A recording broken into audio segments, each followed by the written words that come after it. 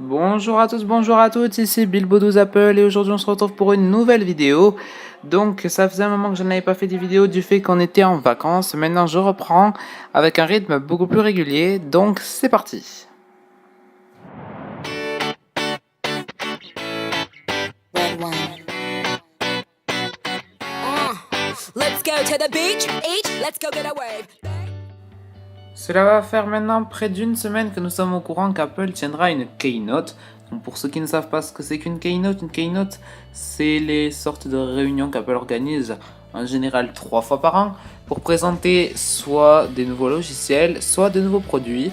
Donc dans ce cas, lors de cette keynote est attendu plusieurs produits que l'on va faire la liste tout de suite et je vous détaillerai après les rumeurs sur chaque produit. Donc bien sûr, qu'est-ce qui est attendu à cette keynote? L'iPhone 6, ou plutôt les iPhone 6. Je vous explique ça tout de suite. Donc non, je ne me suis pas trompé en disant 2 iPhone 6 car les rumeurs évoquent déjà depuis un bon moment qu'Apple proposera 2 modèles d'iPhone 6 mais chacun avec une taille d'écran différente. À savoir un avec un écran 4,7 pouces, ça serait le plus petit mais plus grand que l'iPhone 5S d'aujourd'hui, et un modèle 5,5 pouces qui lui donc serait une phablette et se rapprocherait du Galaxy Note de Samsung. Donc ces deux iPhone 6 devraient être équipés d'une puce A8 64 bits. Donc la puce A8 serait cadencée un peu plus sur l'iPhone 5,5 pouces, donc le plus grand modèle.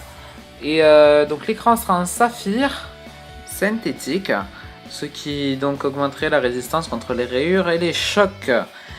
Donc après, quoi dire de plus? Donc le niveau design que vous pouvez voir à peu près sur la photo, donc ça ressemble pas mal de rumeurs. Donc il manque ici les bandes permettant qui remplacent les antennes. Après ça, donc normalement Touch ID devrait être amélioré sur cet iPhone, donc ça devrait être encore plus performant.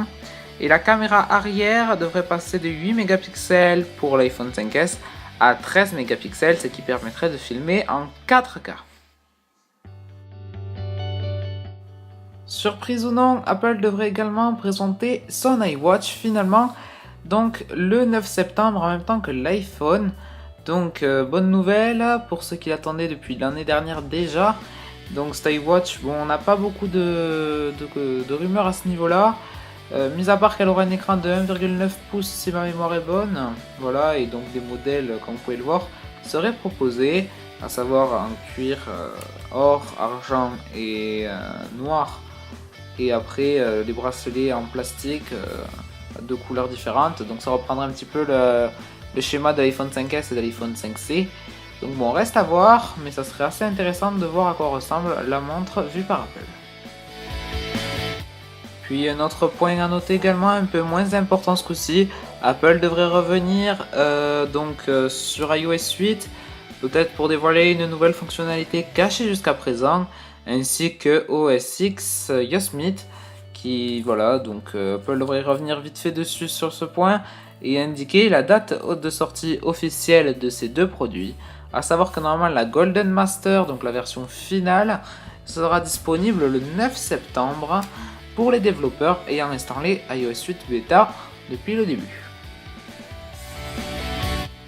Donc voilà, c'est à peu près tout ce que nous disent les rumeurs sur cette keynote du 9 septembre. Donc une fois la keynote passée, je vous tiendrai au courant des nouveautés qui ont été réellement présentées. En attendant, je vous dis à très bientôt pour une prochaine vidéo. Salut! Merci d'avoir regardé cette vidéo, n'oubliez pas de vous abonner à ma chaîne YouTube, de me suivre sur Twitter et d'aller faire un tour sur mon site web. Salut!